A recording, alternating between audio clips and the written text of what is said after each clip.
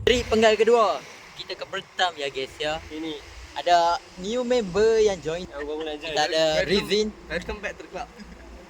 Okay, kita baru mengambil BBQ set beserta Arang. BBQ set dengan Arang dekat rumah Haikal. Owner tengah simen jalan.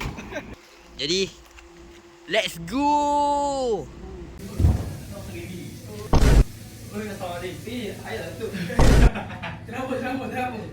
Aku dah belajar dah berapa-apa. Apa ni? Besti. Yeay. Sekali. Tak biar. Weh. Kau ni. Aduh.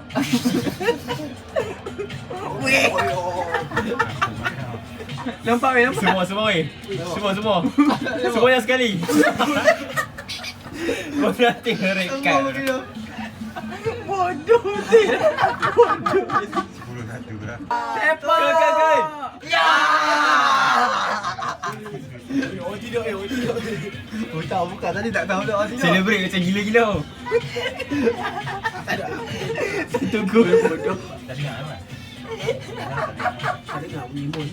Okay guys, kami terlewat. Tak ada lewat weh. Kami plan nak keluar pukul 9 pergi makan semua tapi tu hujan. Tengok hujan. Oh sebelum tu kita review spek guys. Man, spek yang saya buat baru ni noh. Berapa boleh bagi rating? Sebelum ni muka awak sangat kurang. Sangat kurang okey. Kalau out of 10 saya hanya bagi 5. 5. Nak pakai spek sekarang ni kan. Saya pun nak kat awak. Oi. Abang berbahaya guys kan.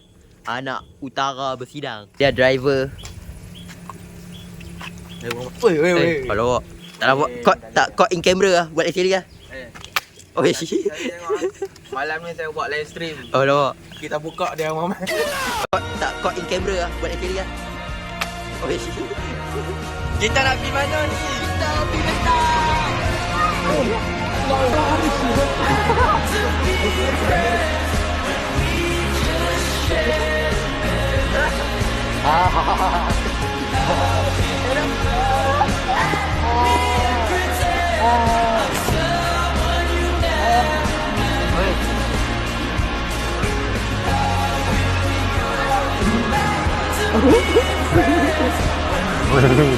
Satu. Ay, tak ada. Oh, pula.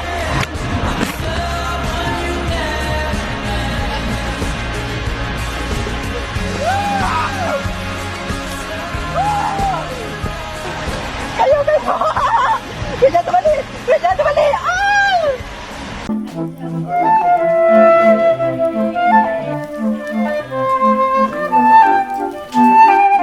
Chef, sabar chef.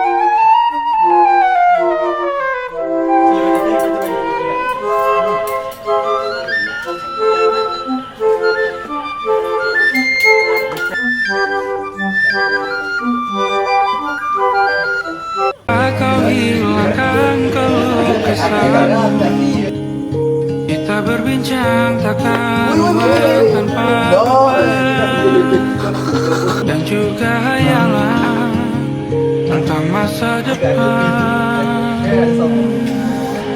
Kita ingin cepat berlalu.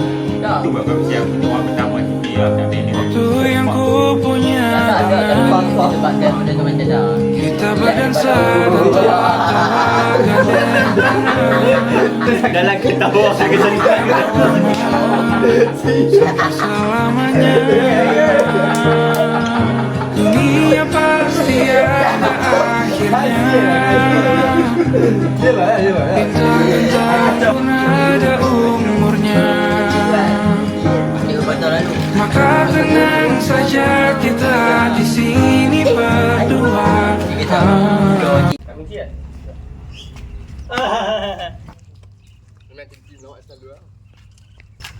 Negaraku.